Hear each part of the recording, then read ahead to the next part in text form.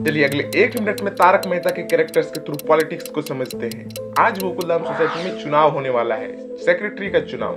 जेठालाल मन में सोचता है अगर मैं सेक्रेटरी बन जाऊं तो बबीता जी तो पक्की इम्प्रेस हो जाएगी। और बस यहीं से शुरू होता है जेठालाल का पॉलिटिकल जर्नी।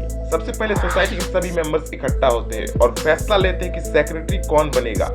हर कोई अपना वोट देगा, यही होता है डेमोक्रेसी, जहाँ जनता अपने लीडर को खुद चुनती है। जेठालाल आगे आता है और कॉन्फिडेंटली बोलता है मैं इलेक्शन लड़ूंगा। वो सीधे बबीता जी के पास जाता है और फिर कहता है बबीता जी आपका सपोर्ट मिल जाए तो जीत पक्की है। यही होता है इलेक्शन, जब लोग वोट देकर अपना लीडर चुनते हैं। अब शुरू होता है जेठालाल का कैंपेन। वो बबीता जी को इम्प्रेस करने के लिए प्रॉमिसेस करता है। बबीता जी अगर मैं जीत गया तो सोसाइटी में फ्री वाईफाई लगवा दूंगा, हर फेस्टिवल में ग्रैंड प्रोग्राम और सेलिब्रेशन होगा। बबीता जी मुस्कुराती है और यही होता है पॉलिटिकल कैंपेन, जहां नेता अपने वोट पाने के लिए प्रॉमिसेस करते हैं। फिर जेठालाल एक लिस्ट बनाता है जिसमें बबीता जी के लिए स्पेशल पार्किंग, सोसाइटी में एसी, जिम, और वो लिस्ट बबीता जी को दिखाता है। इसे कहते हैं मैनिफेस्टो, जहां नेता अपने प्रॉमिसेस को लिख कर दिखाता है।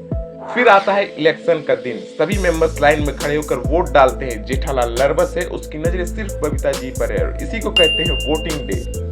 और फिर आता है रिजल्ट का दिन। जेठालाल जीत जाता है। जेठालाल खुशी से झूम उठता है और वो सेक्रेटरी बन जाता है। यही होता है गवर्नमेंट, जो सोसाइटी या फिर देश को चलाती है। लेकिन सोसाइटी के कुछ रूल्स होते हैं, जैसे मेंटेनेंस देने का टाइम, पार्किंग एरिया और कई तरह के रूल्स, जिसे चाहकर भी जेठालाल नहीं बदल सकता है, और इसे ही कहते हैं कॉन्स्टिट्यूशन। फिर एक दिन कोई सोसाइटी में कचरा फैला देता है, जेठालाल तुरंत उसे फाइन लगाता है, और यही होता है लॉ, जो सोसाइटी या फिर देश को डिसिप्लिन बनाए रखता है।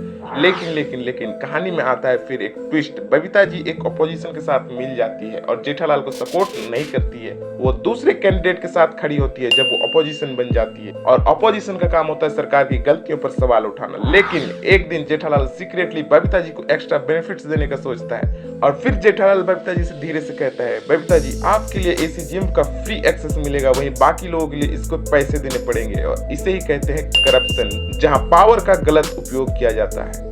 तो पॉलिटिक्स समझना इतना मुश्किल नहीं है, बस याद रखो लीडर जेठालाल, वोटर बबीता जी, और इलेक्शन है जेठालाल का लव टेस्ट। अगर बबीता जी खुश तो जेठालाल इलेक्शन जीत गया। और अगर आपको ये मजेदार स्टोरी पसंद आए तो लाइक, शेयर और चैनल को सब्सक्राइब जरूर करें।